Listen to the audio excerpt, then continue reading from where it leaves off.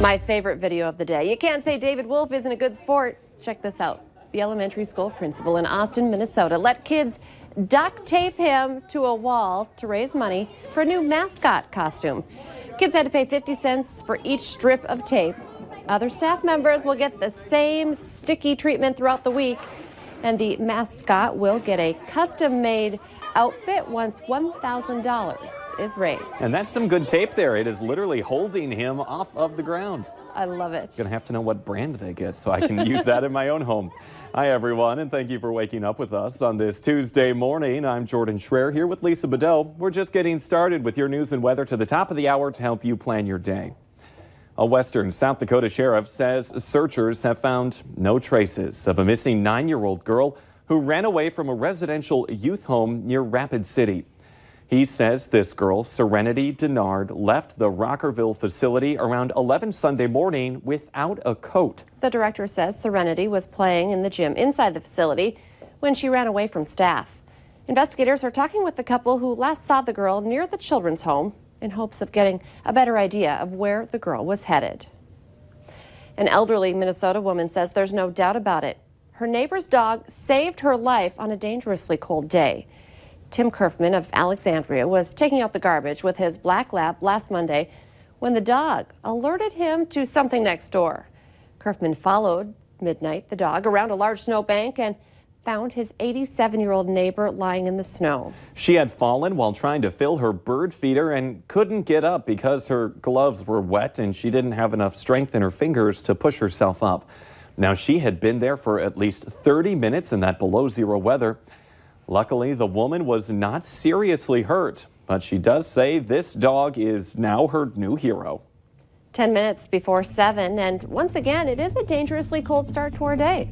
We're talking wind chills in the 20s and 30s below, and also some snow on the ground too, and still falling. That's going to impact your morning commute, so definitely do want to be careful here today. We're looking at some scattered snow showers, especially up north and over to the east here this morning. And as we zoom in a little bit more, you can see there's a band north of Grand Forks that's especially on the moderate to heavier side, and that stretches back over into Nelson County and just west of the New Fulton area and back over into Mahnomen County as well, some areas of snow. Reports of visibility that are down because of the snow that's coming down. The wind isn't too bad. We've got wind out of the north up to 14 miles per hour in Oaks and Sisseton, or northeast too, and that's bringing down that wind chill and helping to reinforce that colder air as well. We've got temperatures that are in the teens below zero, so even without the wind, it's frigid. 18 below in Badette, 13 below in Grand Forks, it's 9 below in Fargo, so a cold morning here to start off, and factor in though even a little wind. We've got wind chills into the 20s to some 30s below zero in a lot of places, so bundle up and cover up today. We've got that wind chill advisory in effect for everybody here in the valley. A look at your hourly planner. We'll watch those temperatures rise, but only by about 10 degrees, and that's not going to do much for us because we're starting off so low. We'll have a high of 1 degree in Fargo. That's a good 20 degrees colder than our average for this time of year, so we really are chilly.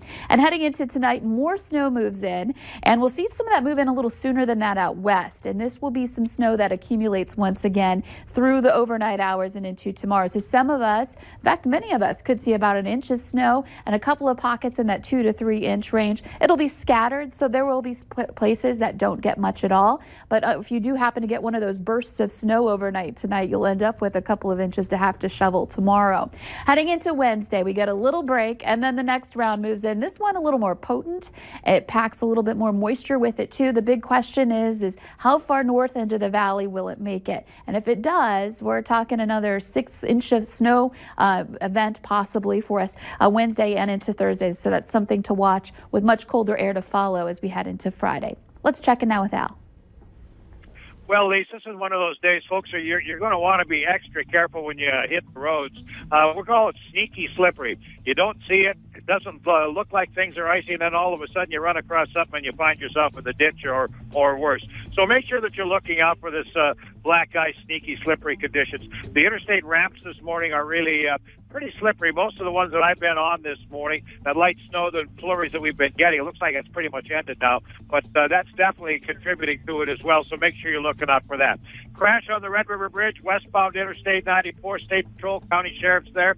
Looks like a one-vehicle accident. We also have a stalled vehicle on westbound Interstate 94. right on the east side of 42nd Street, the overpass there. Make sure you're looking out for that. Streets around town are quite slippery this morning. Make sure you are driving extra carefully today. Willamette Valley Today traffic. And what day is it today? It's Tuesday, Taco Tuesday at Taco John, so Olay the day. Some parents of kids in Fargo Public Schools are questioning the district's decision not to delay classes yesterday in the middle of a big winter weather mess. Fargo started on time yesterday morning, but 6 school buses got stuck in the snow on the way to drop off kids. On one bus, children between the ages of 3 and 5 years old were stranded for more than an hour. Fargo school officials say they're looking into the decision not to delay classes in hopes of avoiding this problem again.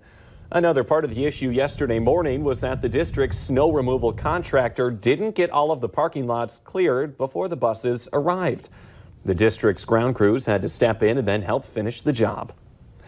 And a lot of people were having a tough time getting where they needed to go yesterday morning soon after that snow stopped, and some are complaining that the city street crews dropped the ball.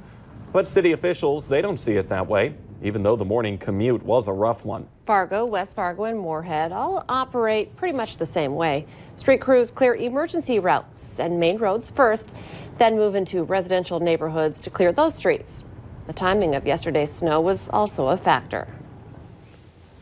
For an event that ended at 4 o'clock in the morning, don't expect your residential routes to be done by the time you leave for work, because it's 500 lane miles and 12 hours of work ahead of us.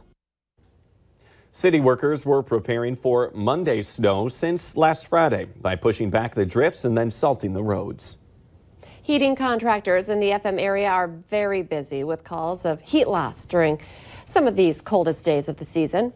The spokesperson for Bear Home Solutions tells us the most common issue they've been seeing is snow blocking vents. Last week, they were especially busy with the below zero temperatures. Other businesses say it's a couple-day wait for someone to come out and take a look at your furnace. One local pet owner says he's had troubles getting his pets out for exercise and is now trying to sell the Fargo Park District on the idea of an indoor dog park.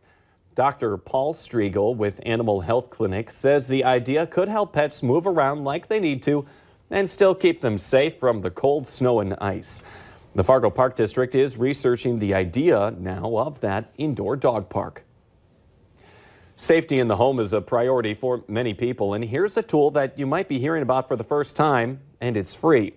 We came across a Nextdoor post of someone from Fargo encouraging people to put their car keys next to their bed when they go to sleep at night. The reason?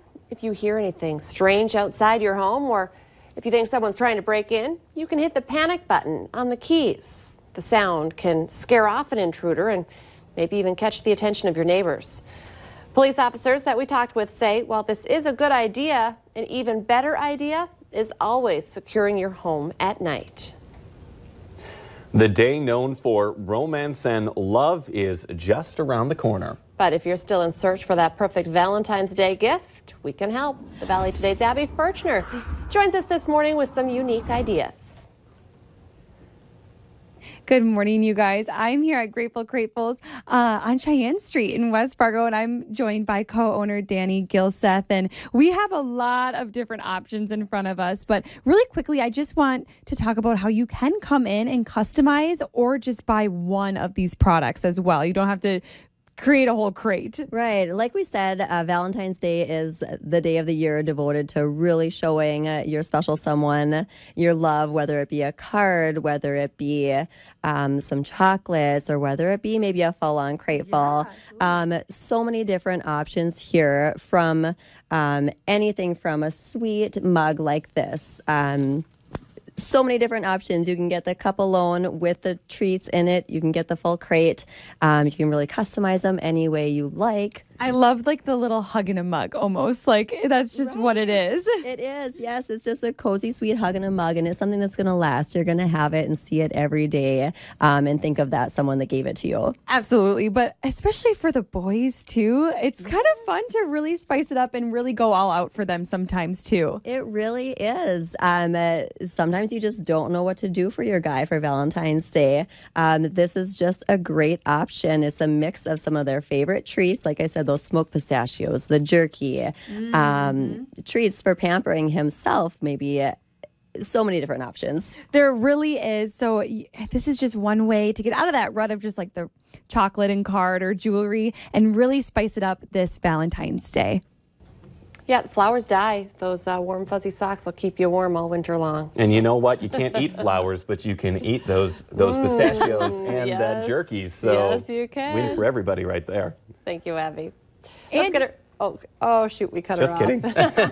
Let's get our answer now to our question of the morning on Facebook. Today's question: about 15% of men will not date a woman that does this. Well, the answer is root for the rival sports team. That's a serious deal breaker. I guess for some people it could be, but you can take part in our question of the morning. Go ahead, join our conversation. And Lisa, what are we looking at for weather today? Well, we are starting off with some snow in some areas up north and some temperatures that are quite frigid as well. We are seeing that snow more likely in the northern and eastern valley at this point, but this is just one round. We've got more moving in later today in the afternoon. Watch out for low visibility and bundle up today.